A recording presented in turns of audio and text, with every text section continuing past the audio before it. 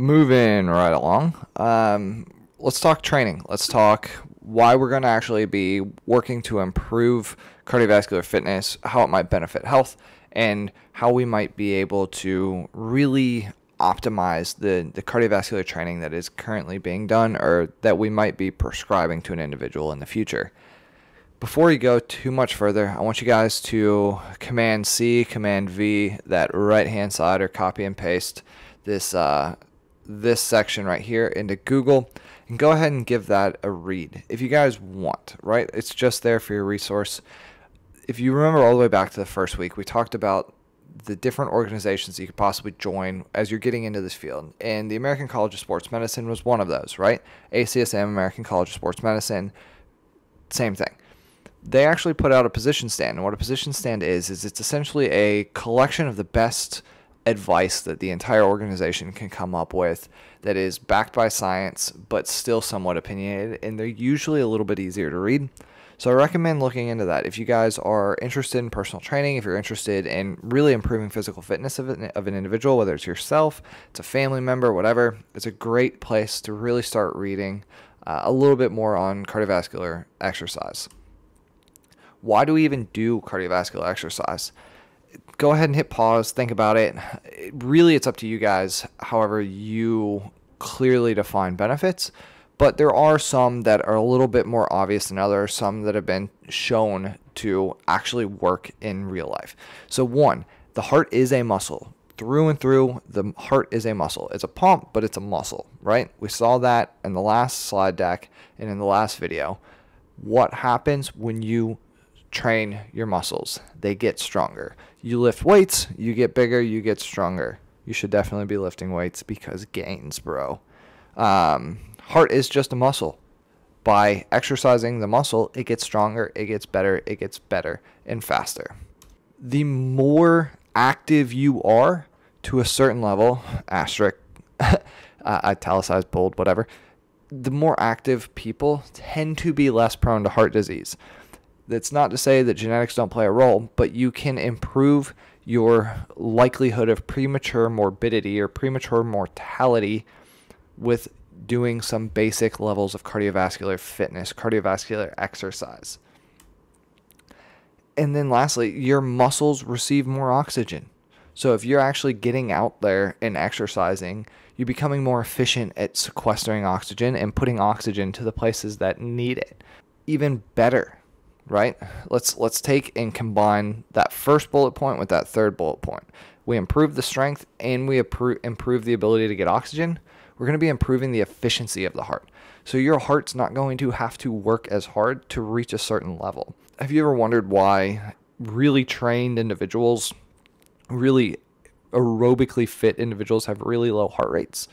It's because their heart's incredibly efficient. They're able to pump out enough blood just less frequently, right? They're able to actually fuel their body with blood and oxygen at a better rate, which is a slower rate, because the heart actually only has a certain number of beats in its lifetime. Once you hit that certain number of beats, your ticker's done. Also, there's mental benefits as well. So it can improve concentration, self-concept, self-image issues. That is stretching a little bit for what we're going to be talking about in this class specifically, but know that there are mental benefits that come along with cardiovascular exercise as well. A couple, I guess it was 2 slides ago, I said that we needed to asterisk something about more fit people tend to be healthier. There's actually this concept of the J-shaped curve, and I don't know that I would really call it a J. It's more of a U-shaped curve, if you will. And essentially what happens is that as you move from sedentary to more and more physically active, right? Sedentary to more and more physically active, because we covered METs previously. You can see that the risk of morbid or mortality-based events actually decreases. So risk of obesity decreases, high blood pressure decreases, diabetes risk decreases, coronary artery disease decreases, atrial fibrillation or fluttering of the atria decreases.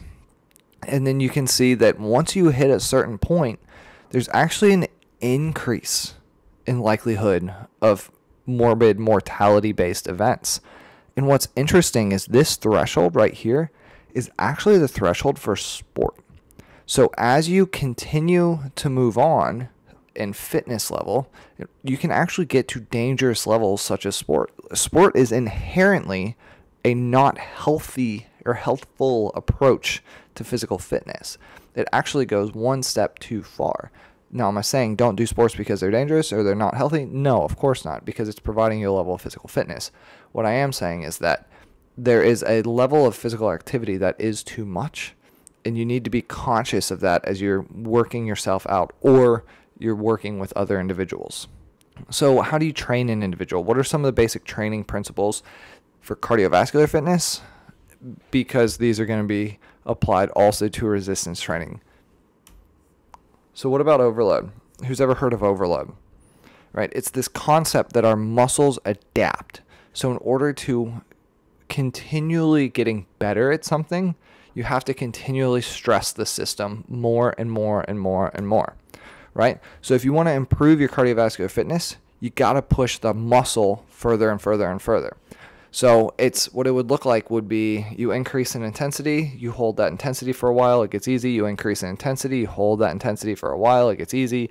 You increase your intensity, you hold, right? Like I can keep going and going and going. It's the same thing that happens when you add more weight to an exercise at the gym, or you start running a little bit faster. Instead of doing 30 minutes of stairs on the Stairmaster, you do 45 minutes of stairs, you do 40 minutes of stairs, right? That's called progression. That's called overload principle. So you're continually to add more and more stress to the system to make it improve further and further and further. Frequency, right? So this is now going to be entering in a time domain. And realistically, in order to maintain levels of adequacy and just general fitness, you need to be shooting for about 3 times per week of physical activity that is aerobically challenging. That is aerobic-based physical activity. And now that's going to be to optimize aerobic cardiovascular levels of fitness. Progression. This is going to be how do you apply the principle of overload? How do you continuously add stress over stress over stress over stress? One thing that you can do is you can go for longer. Longer is a form of stress. You can go with higher intensity. That's another form of stress. Or you can add resistance. And specificity. So the principle of specificity basically states that if you do something, you get better at it, right? You do addition, you do problems of basic addition, you get better at doing problems of basic addition. Does it make you better at calculus? No. If you run a lot and you run often, you get better at running, and you get better at running a lot and often. Do you get better at back squatting double your body weight? No. Right? There's a high level of specificity that occurs with exercise and exercise regimens. So consistent aerobic exercise gets better cardiovascular fitness. However, it's not going to necessarily explicitly improve your resistance training fitness or your strength or your muscular endurance, but it is going to improve your cardiovascular fitness. Like how do you add stress? How do you make the stress a little bit harder? One of the key things that you have to do is you have to constantly assess, right? How are you going to know if you're getting better without providing some level of assessment? How are you going to know that your athletes are getting better without testing them, without pushing them, without trying to quantitate how much better they're doing, rather than just, oh, how do you feel, right? Like actually putting data-driven results down. So one of the big things that we need to test when it comes to cardiovascular fitness is going to be their aerobic endurance, or their stamina, or their cardiorespiratory endurance. And that's essentially the ability of the system to supply oxygen to muscles during that level of physical activity. So how well can the cardiovascular system function at a specific stressor? One of the first, and realistically it is the gold standard test of cardiovascular fitness, is going to be a VO2 max test. And a VO2 max is essentially the volume of oxygen that an individual consume and utilize it. So when you get to a VO2 max test, that means it is the maximal amount of volume of oxygen that an individual can consume and utilize.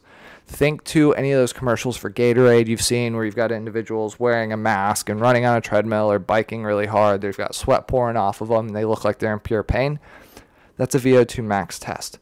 So what we're trying to determine is what is the highest level of work rate that we can sustain for a period of time. And here you go. Here's a great example. This is not a very impressive individual doing a VO2 max test, but you can kind of tell that he's getting started. He's at least on a nice triathlon bike. VO2 maxes require very expensive lab equipment, so you have to have this specific type of face mask, and then this hose is actually collecting every single breath he's breathing in because it's got a two-way valve right here, and he can breathe in room air, which we know what the levels of oxygen in room air are, and then he actually expels out air as he's breathing. It travels down this tube, goes into a mixing chamber, and has this entire system contained over here just off screen. And realistically, these are like $30,000 to $40,000. They're not cheap pieces of equipment. When you're going through a procedure of a VO2 max, essentially what you do is you stair step up. So you do what's called a graded exercise test more often than not. And what that means is you start at a very low threshold intensity, a very low intensity threshold, something that is just above rest. And then you get an individual to reach a steady state so that the volume of oxygen that they're consuming and utilizing is staying about the same. Their heart rate's staying the same, their ventilation's staying the same. And then you increase the intensity. And then you wait for a steady state. You give them 2 or 3 minutes to hit a steady state, then you increase the intensity. 2 or 3 minutes of a steady state, increase the intensity. When they reach a point at which they can no longer sustain the work rate or the measures of the volume of oxygen that they're consuming and utilizing do not go up with increasing intensity, that is called a VO2 max. That is the point at which VO2 max has been reached.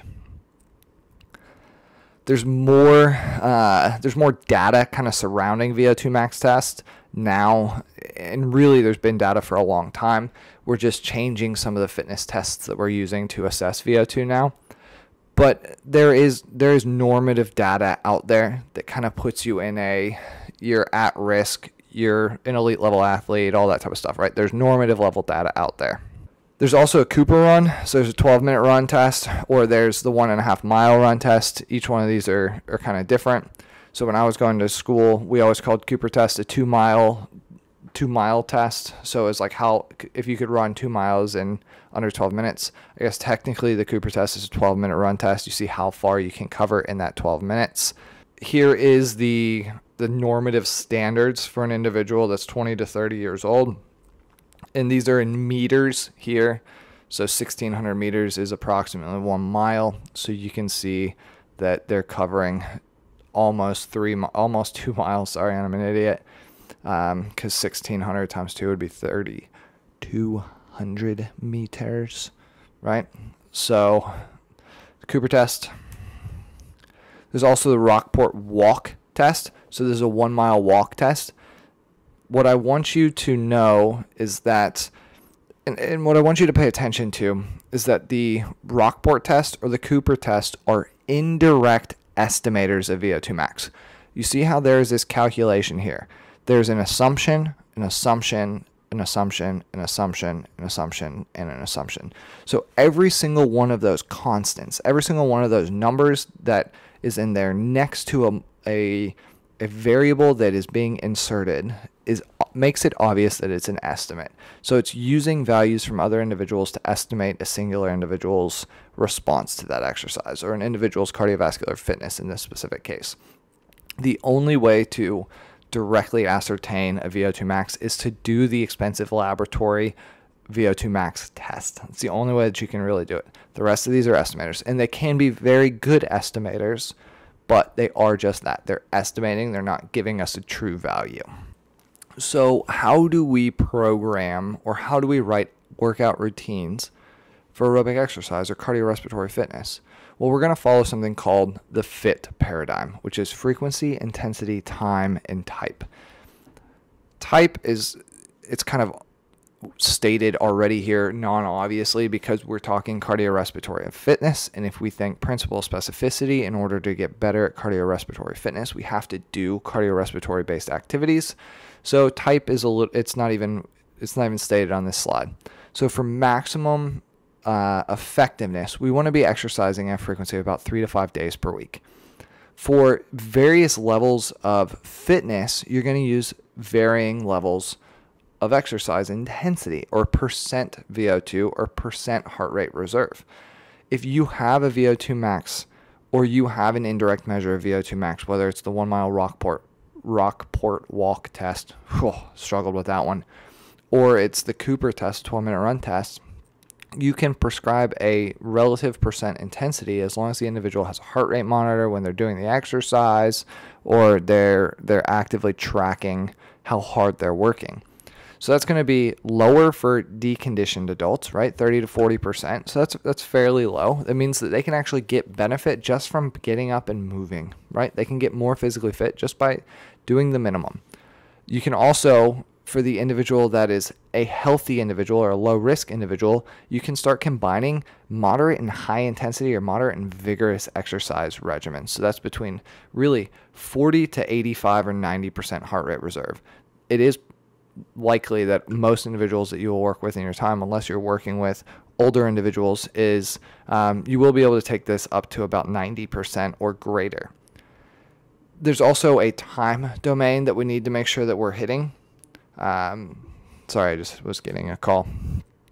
There's also a time domain that we need to worry about hitting, and really there's some minimums and there's some, I guess you could say, maximums. We're not even going to worry about the maximums because that's a conversation for a different day. When it comes to the time requirements for physical activity and cardiorespiratory exercise, ACSM would like to see a moderate level of intensity for at least 30 minutes on 5 or more days per week. So what that ends up adding up to is 150 minutes of exercise per week, specifically dedicated to cardiorespiratory fitness. Vigorous intensity, you can actually decrease the amount of time that you spend doing to get the same benefits. And that's 20 to 25 minutes on average for 3 or more days per week. So if you're going to exercise at a higher intensity, you don't have to exercise as long to get the same benefits. Or if you're going to be prescribing exercise for an individual and you're prescribing a higher intensity week, they might not have to get 150 minutes of physical activity that week. They can instead get around 60 to 75 minutes of higher intensity work spread across that week. Does that make sense? So this is our first foray into some of what you're going to see in kinesiology. Some of the stuff that this class is really covering today is stuff that you'll see again in 4450. So when you get into exercise physiology, you'll see all this and you'll actually learn why some of these responses are occurring. In your cardiorespiratory fitness class, you're going to get some of this as well. Really, it's just an intro. I want you guys to pay attention to the big points of it. I want you to know the heart anatomy. I want you to know the blood directions and blood flows. And then I also want you to know some of the ACSM guidelines of specificity and overload, and then how many minutes per week you should be exercising with that, about 150 minutes per week. Sound good? See you guys in class.